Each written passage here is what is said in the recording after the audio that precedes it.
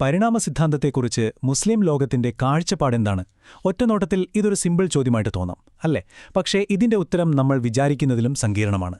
പല ലെയറുകളുണ്ടിതിന്. ഇന്ന് നമ്മൾ ആഴത്തിൽ പരിശോധിക്കാൻ പോകുന്നത് ആ ഒരു സങ്കീർണമായ ബന്ധത്തെക്കുറിച്ചാണ്.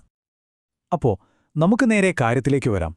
എന്താണ് പരിണാമത്തെക്കുറിച്ചുള്ള ഒരു ഇസ്ലാമിക കാഴ്ചപ്പാട്? ഇതിന് കൃത്യമായി ഒരൊറ്റ മറുപടിയുണ്ടോ, അതോ പലതരം അഭിപ്രായങ്ങളാണോ ഉള്ളത്? നമുക്കൊന്ന് നോക്കാം. ഒരുപക്ഷേ നിങ്ങൾ വിചാരിക്കുന്നുണ്ടാവും ഇതിന് അതെ അല്ലെങ്കിൽ അല്ല എന്ന് ഒരൊറ്റ വാക്കിൽ ഉത്തരം കാണുമെന്ന്.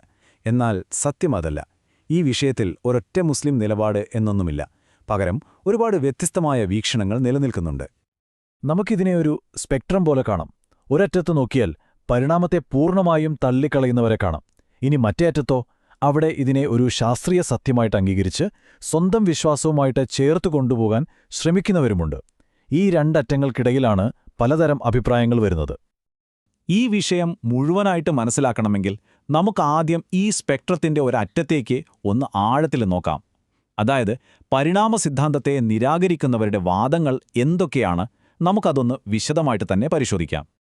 ഓക്കെ, അപ്പോൾ ആരാണ് ഈ പരിണാമ സിദ്ധാന്തത്തെ ശക്തമായിട്ട് എതിർക്കുന്നത്? അവരുടെ പ്രധാന വാദങ്ങൾ എന്തൊക്കെയാണ്? എന്തിനാണ് അവർ ഇങ്ങനെയൊരു നിലപാടെടുക്കുന്നത്? നമുക്ക് നോക്കാം.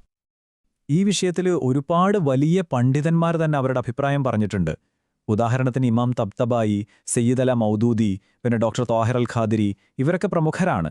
അപ്പോൾ ഇവരൊക്കെ എന്ത് കാരണങ്ങൾ കൊണ്ടാവും പരിണാമത്തെ അംഗീകരിക്കാത്തത്? അതാണ് നമ്മൾ നോക്കാൻ പോകുന്നത്. ഇമാം തബ്തബായിയുടെ ഈയൊരു വാക്ക് വളരെ പ്രധാനപ്പെട്ടതാണ്. അദ്ദേഹത്തിന്റെ വാദത്തിന്റെ എല്ലാം അടിസ്ഥാനം മതഗ്രന്ഥങ്ങളെ അക്ഷരം പ്രതി മനസ്സിലാക്കുക എന്നതാണ്. അതായത് ആദമിന്റെ സൃഷ്ടിപ്പിനെക്കുറിച്ചുള്ള ഭാഗം ഒരു യഥാർത്ഥ ചരിത്ര സംഭവമായിട്ട് കാണുന്നു. അപ്പോൾ പിന്നെ മനുഷ്യൻ വേറെ ജീവികളിൽ നിന്ന് വന്നു എന്ന ചിന്തയ്ക്കവിടെ ഒരു സ്ഥാനവുമില്ല, അല്ലേ? ഇതുകൂടാതെ വേറെയും ശക്തമായ വാദങ്ങളുണ്ട്. ഒന്ന്, പരിണാമം എന്ന് പറയുന്നത് തെളിയിക്കപ്പെട്ട ഒരു നിയമമൊന്നുമല്ല, അതൊരു തിയറി മാത്രമാണ്, ഒരു സിദ്ധാന്തം. പിന്നെ ഫോസിൽ പഠനങ്ങളിൽ ഒരുപാട് വിടവുകളുണ്ട്. നമ്മൾ മിസ്സിംഗ് ലിങ്ക്സ് എന്നൊക്കെ പറയില്ലേ, അതുപോലെ. പോരാത്തതിനെ ശാസ്ത്രലോകത്ത് തന്നെ ഇതിനെക്കുറിച്ച് പലതരം വ്യാഖ്യാനങ്ങളുണ്ട്. ഇതെല്ലാം അവരുടെ സംശയങ്ങൾക്ക് ആക്കം കൂട്ടുന്നു. പക്ഷേ ഒന്നോർക്കണം, ഇത് കഥയുടെ ഒരു വശം മാത്രമേ ആയുള്ളൂ. ഇനി നമുക്ക് നേരെ മറുവശത്തേക്ക് പോകാം. അവിടെ കാര്യങ്ങൾ കാണുന്നത് തികച്ചും വ്യത്യസ്തമായ ഒരു രീതിയിലാണ്. ഇവിടെയാണ് ഏറ്റവും പ്രധാനപ്പെട്ട വ്യത്യാസം വരുന്നത്. ഒരു കൂട്ടർ മതഗ്രന്ഥത്തിലെ ഓരോ വാക്കും അതേപോലെ എടുക്കുന്നു. എന്നാൽ മറ്റേ കൂട്ടർ അങ്ങനെയല്ല. അവർ അതിലെ ആശയങ്ങൾക്കും സന്ദേശങ്ങൾക്കുമാണ് ഊന്നൽ കൊടുക്കുന്നത്.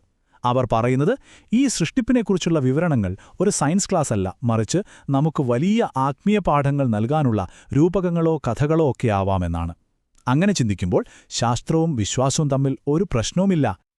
അപ്പോ പരിണാമത്തെ തള്ളിക്കളയുന്നവരുടെ വാദങ്ങളും അതിനെ ഉൾക്കൊള്ളാൻ ശ്രമിക്കുന്നവരുടെ വ്യാഖ്യാനങ്ങളും നമ്മൾ കണ്ടു. ഇതിൽ നിന്നെല്ലാം നമുക്ക് മനസ്സിലാക്കാവുന്ന ഏറ്റവും പ്രധാനപ്പെട്ട കാര്യം എന്താണ്? ഇതാണ് നമ്മൾ മനസ്സിലാക്കേണ്ട പ്രധാന പോയിന്റ്. പരിണാമ സിദ്ധാന്തത്തോട് ഒരൊറ്റ മുസ്ലിം പ്രതികരണം എന്നൊന്നുമില്ല. അങ്ങനെ ഒരെണ്ണം നമുക്ക് ചൂണ്ടിക്കാണിക്കാനേ പറ്റില്ല. ഇതൊരൊറ്റ ശബ്ദമല്ല, മറിച്ച് മുസ്ലിം ലോകത്ത് പലതരം കാഴ്ചപ്പാടുകളും വ്യാഖ്യാനങ്ങളും തമ്മിൽ നടക്കുന്ന വലിയൊരു ചർച്ചയുടെ ഭാഗമാണിത്. അപ്പോൾ പോകുന്നതിനു മുൻപ് ഒരു ചോദ്യം കൂടി. ഇതൊരിക്കലും ഇസ്ലാമിന്റെ മാത്രം കാര്യമല്ല, അല്ലേ? ഏതൊരു മതവിശ്വാസവും പുതിയ ശാസ്ത്രീയ കണ്ടെത്തലുകളുമായിട്ട് എങ്ങനെ ബന്ധപ്പെട്ടിരിക്കുന്നുവെന്ന് തീരുമാനിക്കുന്നതിൽ വ്യാഖ്യാനം എന്നൊരു പ്രക്രിയയ്ക്ക് എത്ര വലിയ പങ്കുണ്ട്? ഇതൊരു വലിയ ചോദ്യമാണ്. ഇതിനെക്കുറിച്ച് കൂടുതൽ ചിന്തിക്കാൻ ഈ വിശകലനം നിങ്ങളെ സഹായിക്കുമെന്ന് കരുതുന്നു.